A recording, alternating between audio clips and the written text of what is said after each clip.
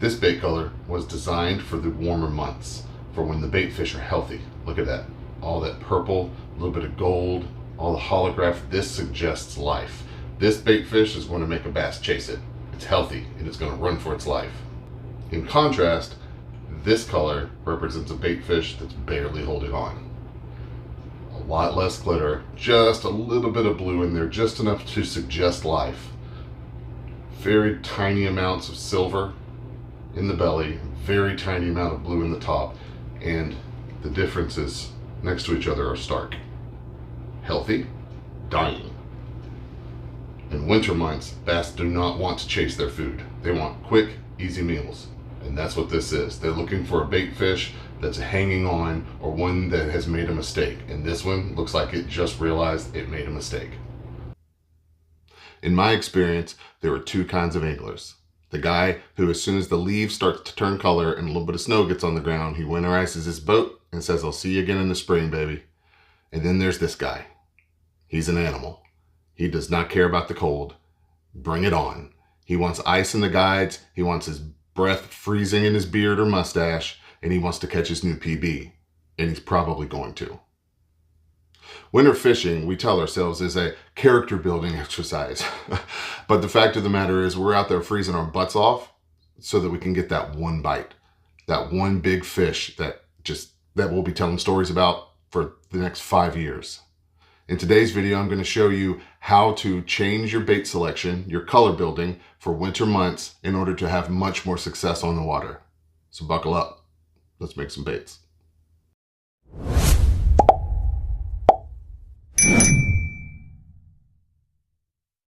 So before we cook, we should understand the why. Why do we need a ghost color, right? Why does this need to exist? Two things happen in the winter. First, the algae dies off, which makes the visibility in the water go up greatly. Water's crystal clear in the wintertime, giving bass 20/20 vision, if you will. Second thing that happens is the shad die off. They become slow, and their colors become faded. They're much more faded in the winter than they are in the summer months. So with them being slow and bass having quote unquote Superman vision, they're inspecting your lure like an IRS tax auditor. A healthy shad reflects light. A dying shad absorbs light. They look translucent. Well, they look ghostly. If you throw a bait that's solid white, it blocks the light. It casts a hard shadow, and the bass will know it's plastic. So the goal of Ghost Minnow X is light transmission. You want light to pass through the bait, not lighting up the plastic itself, just that little bit of glitter that's inside. It needs to look like a wispy snack and a free meal to a hungry bass.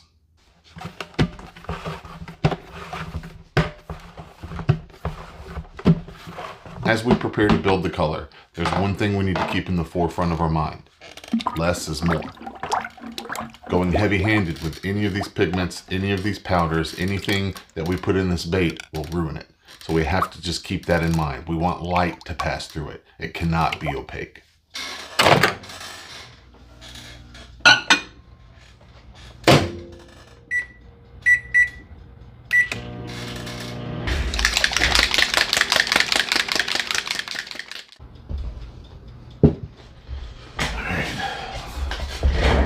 We're at 350.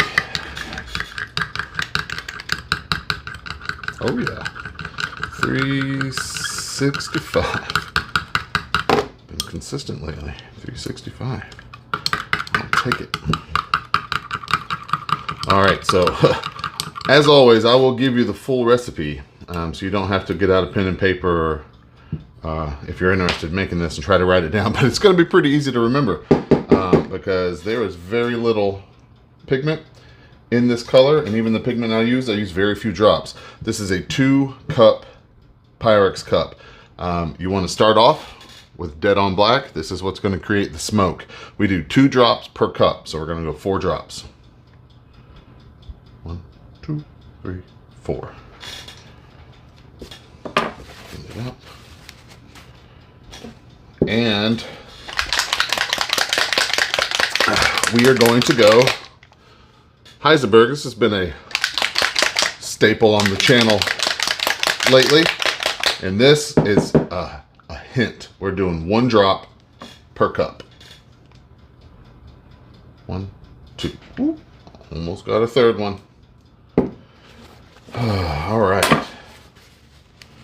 And then we'll zoom in here and you can see this color come to life. Or lack of color.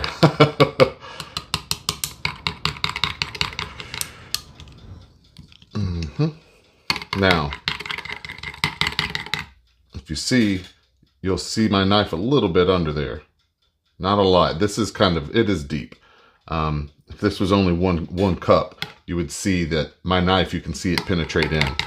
But with it being 2 cups, it's a little darker. And we use very little flake. You guys are gonna have to take a trip, well, if you want this exact flake anyway, to Hobby Lobby.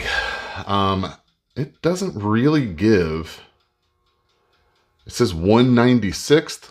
I don't know if that's the extra fine. Go to Hobby Lobby, extra fine. It's very cheap.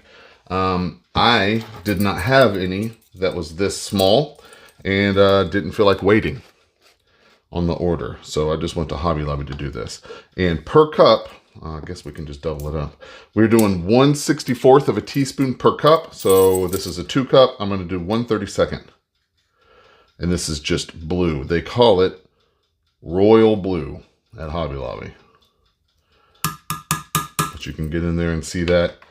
Any really, really small blue flake like that will do just fine. Now, I'm doing this for shad, right? But you can do this for whatever your local bait fish are. If you're in a part of the country where you're not fishing a lot of shad fisheries, maybe your main fisheries are bluegill, bait fish, or whatever, different kinds of shiners, different kinds of like common minnows, then just, if you already have a color, then use the concept of what I'm using here and give that a try. So if you've got, let's say it's a bluegill lake and you've already have a color that you sell that works really well in the summer on bluegill, take that color build that you have, because I'm sure you write your recipes down, and just cut everything. I would say start by cutting it even more than half, because you can always add more. I would say put 1/4 of everything in. Your pigments, your flakes, everything. Just cut it way back. You want it to be translucent. You want the light to pass through it. That's the key to this concept. So don't feel like you have to do a shad. Like this is more of like a gizzardy shad color here. If you're not fishing gizzard shad fisheries, just use this concept and adjust your bait recipes to have them be faded, more translucent, less glitter, and smaller glitter. I would go with the small stuff as well. I think you will find that you get a really good reaction. So now we're going to do the belly.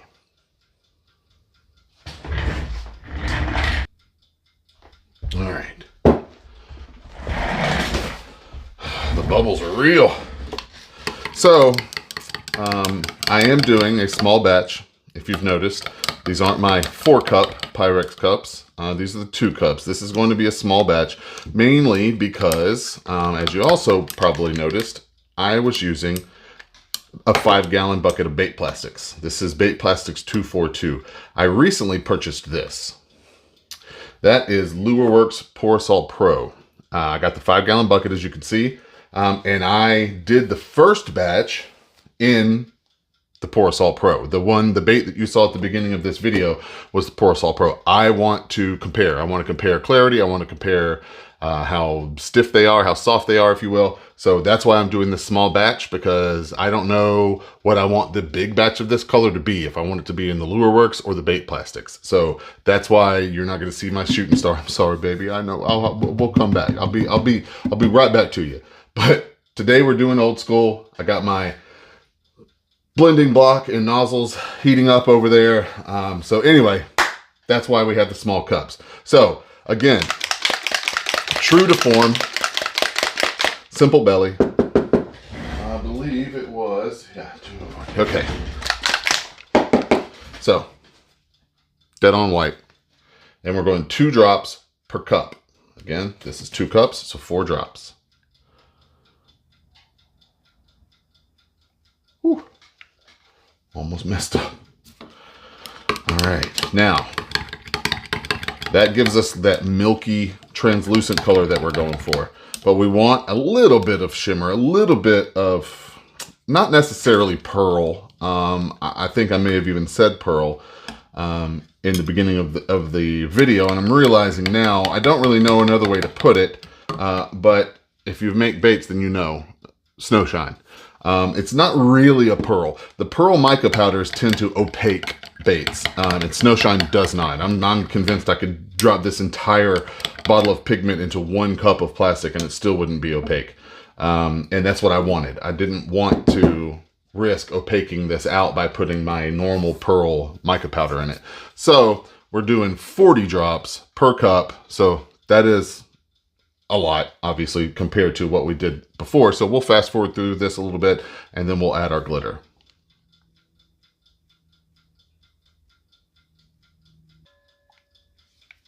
All right. Yeah. The snow shine, get in there on that. That's nice. It gives it a, I don't know, not glittery. What's the, sparkly? I don't know how to describe that, but it's nice. It gives it a snow shine look. I guess Dead On described it just fine. Now, same build amount for the belly. It's 1/64 Hobby Lobby. This is called Silver Champagne. It's extra fine from Hobby Lobby. 1/64 per cup. So we are doing, look, it's not just silver. That's why I picked it. It's got some, well, that's the champagne, I guess, in there. If you can get in on that. Not really sure what lens, but it has almost like a little bit of a gold tint to it as well. And I thought that that would give us kind of a dull, yeah, there, you can really see it on there. Look at that. So it's like a silver and gold, if you will. Well, silver and champagne, because that's not really gold. Again, named well. Good job, Hobby Lobby Glitter. I don't know who does that. I don't know the actual company. It just says glitter. Who is this? Glitter. Okay. Oh, I think it is Hobby Lobby. It says Hobby Lobby. Yeah. I guess they make it, maybe. Or source it, whatever it is, but that's nice. Right? Definitely translucent. You can see the knife going in there. Just a little bit of glitter. Just enough so that it looks like it's still alive, but barely. That's what we're going for. Don't want any healthy looking baits. You want to produce some sickly looking baits here. Never thought I would say that on the channel, but it's true. You want a sickly looking bait. All right. Now, this is where I start to have to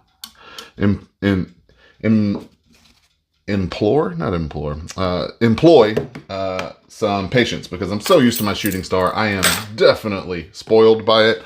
So balancing out these temperatures and everything tends to frustrate me. So I'm going to do that off camera so you don't hear me going Yosemite Sam over all these things and yakety schmacketing and all that stuff. And then when we come back, we will be balanced. They will be ready to shoot. And I've already showed you the tracer.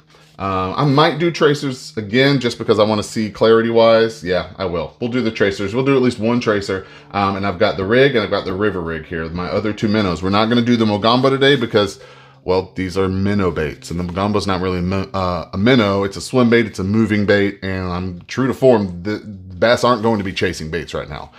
You're basically going to be dead sticking these baits and just giving them a little quiver or a tiny little shake every like 2 minutes. Like you really kind of want to let these baits soak. So no point in doing them in a bait that isn't going to work anyway. So we're tracer, rig, river rig. We'll be right back and we'll be shooting. All right. Colors are about 227. And definitely want to get these on. Don't want to forget that this is hot in here. I use a little toaster oven to keep my stuff hot. I don't know if anybody else uses that trick. A lot of guys use the hot plates, but I bought this a while back to get the blending block heated up, and it has worked great. All right, let's get these tips on there. I like to heat the nozzles up as well, because sometimes when they're cold and I am shooting in a basement, it will like solidify, like the plastic will seize up in there. And that's no bueno. All right, here we go. Let's get this top belly. Yes. All right.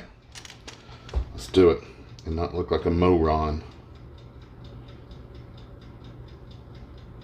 I feel like I'm cheating on my shooting star right now.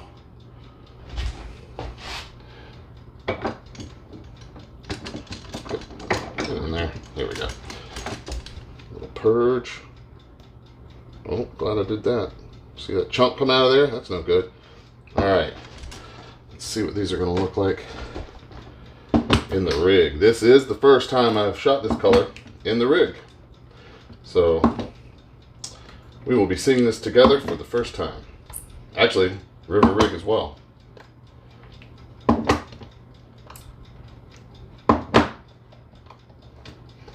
River rig is a little difficult. It's so small. It flashes easily. So I use one finger. I don't know if anybody else does that when you're shooting really small finesse baits that flash easily. Instead of pushing down with your whole hand, push down with one finger. It's kind of been the key. Also, I'm curious if any of you guys have these clamps like this, like these air vices. I've noticed that my molds that I put in the front are less likely to flash than the ones in the back. Let me know if you've had that same experience, or maybe I just need a compressor that can put more PSI. I've got it at about 125 pounds of PSI. So, and that was just through trial and error. I was getting baits flashing a lot when I first got it, so I upped the PSI and then put my more finicky molds in the front, and that fixed it for me. So if that helps you, good. And if I'm doing something that I don't need to do, or there's another solution, drop that in the comments. I would definitely appreciate it. Let me throw this back in here. And yeah, when we come back, I will put the tracers in. We'll shoot a tracer with the bait plastics and compare the two. I've got the Lure Porosol Pro ones over there, so I'll actually show you the bellies if there's a difference in the clarity. So yeah, let me let these set up. We'll be right back. All right, guys, we are all set. Got the tracer molds in the vise. Let's shoot them up. Top goes that way. I'm just going to shoot one of these. Actually, I'm playing with fire there. Watch me shoot one and it'll mess up. Maybe I'll shoot all three. We'll just shoot them. We'll just shoot them. Why not? Let's do it. So yeah, I realized on my last video I didn't give any shout outs. So those are coming. And I don't have all the names memorized. So those names are on the screen now. Thank you guys so much for taking advantage of the promo codes. Oh shoot, that is not... Why don't you want a seat? And I didn't purge. That first one I'm just going to skip because I didn't purge. And it did not want to seat. There we go. So yeah, thank you guys. Supporting the channel. Using the promo codes. Almost sold out of bib sauce within 2 days of putting that video out. So you guys rock. As always. Nothing new. Y'all are awesome.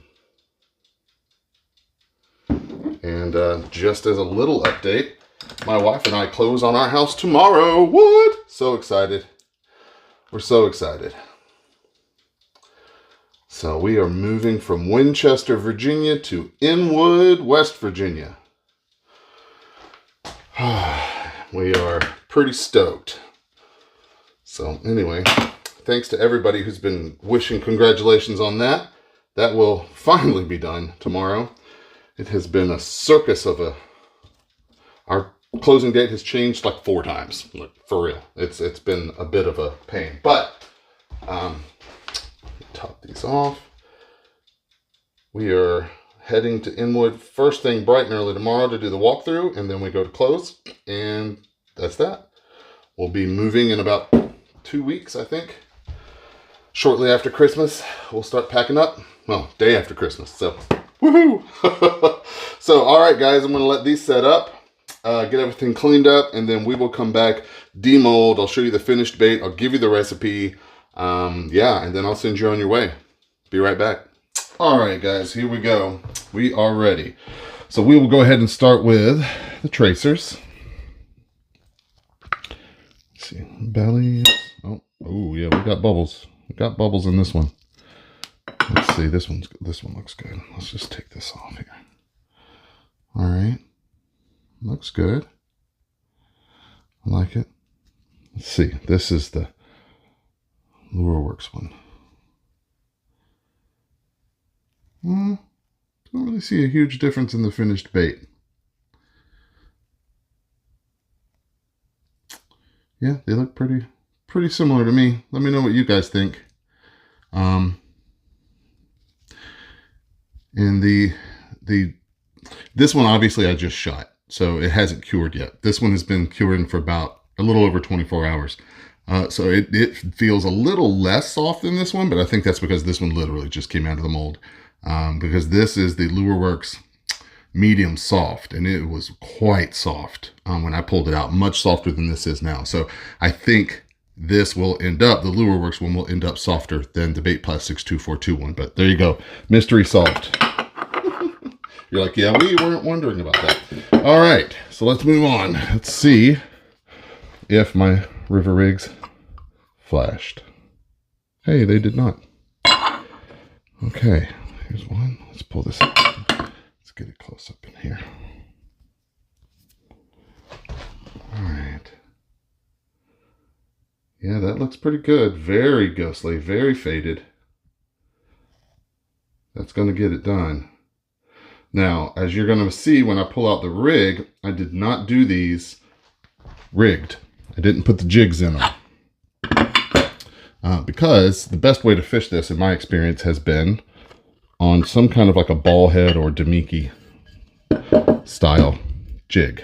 That's how I would fish them, so that's how I am going to make them. Ooh, it looks better in the rig. It does look better in the rig, I think. Yeah. See how, like, when it's just still, there's not much going on, and then when you twitch your rod, those little tiny flashes of pearl, those little tiny flashes of glitter, that's what's going to cause the bass to come up and wonder what the heck this thing is. Okay, there. There we go. That's what's going to cause the bass to come up and want to suck this thing down. So yeah, that looks really nice. I like that. That is good. There you go. Ghost Minnow X. Let me know what you think.